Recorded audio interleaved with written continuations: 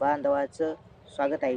तर शेतकरी बांधवांनो, आमची मका बघत असाल सगळी काळुंखर आलेली आहे. म्हणजे शेतातील जे पीक आहे बंद काळुंखरसर आणलेलं आहे. म्हणजे कोणताही खत व्यवस्था असो, औषध व्यवस्था असो सगळं टाकून दिलं आहे. त्याच्यामुळे काळुंखर मक्का आलेली आहे.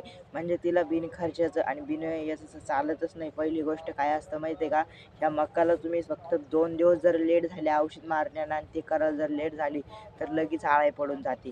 त्याच्यामध्येच पुन्हा आता असं झालं आहे की काही मक्कावरती थोडंसं पिवळटपणा आला होता, पण तो चालला गेलेला आहे आणि त्याच्यामध्येच आमची जी काळुंखीर आलेली आहे मक्का ते सुद्धा तुम्हाला मी आज दाखवणार आहे. आमची मक्का काळुंखीर कशी आणली आणि कोणत्या पद्धतीने आणली मी तुम्हाला आज सांगणार आहे. तर त्यासाठी शेतकरी बांधवांनो, एक लाईक शिवाय मजा नाही हो आणि व्हिडिओला सबस्क्राईब शिवाय मजा येत नाही. तुम्ही जर व्हिडिओला लाईक केली आणि चॅनलला सबस्क्राईब केली तेव्हा आपल्या शेतकऱ्यांना खास मजा येते. तर आज मी तुम्हाला नाही का आमच्या शेतामधील जी मक्का आहे ती काळुंखीर कशी आणली. तर शेतकरी बांधवांनो, पहिले काय असतं आपल्याकडे पाण्याचं नियोजन थोडंसं पक्का असलं पाहिजे. पाण्याचं नियोजन जर पक्का असलं तर भारीत भारी मक्का उत्पादन चांगले होते. आणि दुसरी गोष्ट अशी आहे शेतकरी बांधवांनो की मक्काला जर पाणी कमी पडलं तर त्याचे नुकसान दाण्यांना भोगावं लागते. म्हणजे त्यात जेव्हा पाणी लागतं तेव्हा दाणे एक-एक, 2-2, एक-एक, 2-2 कमी पडत जाते. तर शेतकरी बांधवांनो, ते न करता आपल्याकडे पाण्याचं नियोजन पक्का असावं आणि व्हिडिओला लाईक केल्याशिवाय आणि चॅनलला सबस्क्राईब केल्याशिवाय जाऊ नका राव.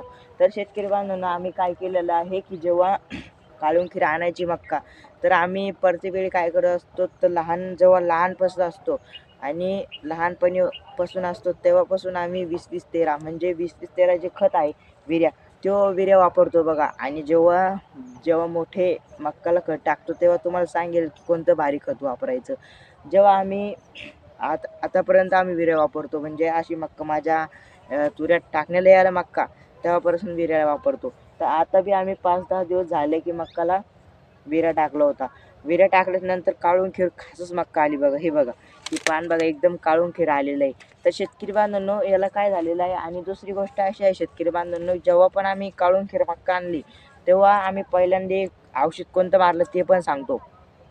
दुसरी काय असतं की पहिले जे लोक टाकायचे फेवरी असते का बघा, फेवरीनं सुद्धा काळुंखीर मक्का 100% येते आणि शेवटपर्यंत सुद्धा पडत नाही. शेतकरी बांधवांनो, तुम्ही मारू शकता काहून की शेवटपर्यंत सुद्धा येत नाही फेवरीनं. दुसरी गोष्ट अशी आहे शेतकरी बांधवांनो की तुम्ही जे मक्कामधील औषध टाकता कोणतं दिल्ली गेट असतो, दिल्ली गेटना सुद्धा काळुंखीवर लाड पडू देत नाही. दिल्ली गेटचा असर खूप भारी, दिल्ली गेट औषध पण सुद्धा भारी आहे. आम्ही आळाईसाठी मारलेलं आहे ना, आज काल परवा टाकून दिलेलं आहे. तर हे 15 दिवस 16 दिवसामध्ये रिजल्ट काळुंखीवर येते मक्का. नाही आली तर तुम्ही अनुभव घेऊन बघा, आली तर 100% पहा. आणि फक्त आता पाण्याचं नियोजन चांगलं ठेवा. नक्की तुमची आणि जास्त बी लहानपणी पाण्याचं थोडंसं ताडण पडू द्या शेतकरी बांधवांनो. ताडण पडलं की आणि थोडंसं गरमट जर असले मक्का तुमच्या हालत वर उठून येईल बघा. याच्यामुळे हा असा संघर्ष असतो. तर दुसरी गोष्ट अशी आहे शेतकरी बांधवांनो की शेतामध्ये जेव्हा पण आपण मक्का पीक पेरतो तेव्हा खताचं व्यवस्थापन चांगलं असले पाहिजे. त्याला पावर जर असली नाही खालून की जास्त अळी पडल्याचं कारण जास्त अळी पडत नाही. त्याच्यामुळं मग आम्ही आमच्या शेतामध्ये विर्याचा वापर केला आहे आणि शेवटपर्यंत विर्या नाही वापरत. जेव्हा मक्का तुरी टाकते तेव्हा थोडंसं खताचं भारी खत टाकतो, मिक्स खत. पण मिक्स खत टाकण्याचं टाकतो आम्ही तेव्हा मग ती मक्का जेव्हा कंदाड म्हणजे कणीस पकतो त्याच्यामध्ये दाणे पकते तेव्हा ते भारी खत लागत असतं. तर शेतकरी बांधवांनो, आता हिला विर्या टाकलेला आहे नुसतं पहिल्यापासून आणि दुसरं खत कोणतं टाकले नाही. तर त्याच्यामुळे खूप काळुंखोर आलेली आहे. विर्यानं खूप भारी काळुंखोर येते मक्का. आणि दुसरी गोष्ट दिल्ली गेट टाकलेलं आहे आणि दिल्ली गेट मारून दिलं आहे. दिल्ली गेटनं खूप काळुंखोर आलेली आहे. आणि तिसरी गोष्ट की तुम्ही फेवरीसुद्धा टाकू शकतात. पहिले लोक फेवरी टाकायचे तर खूप भारी मक्का यायची.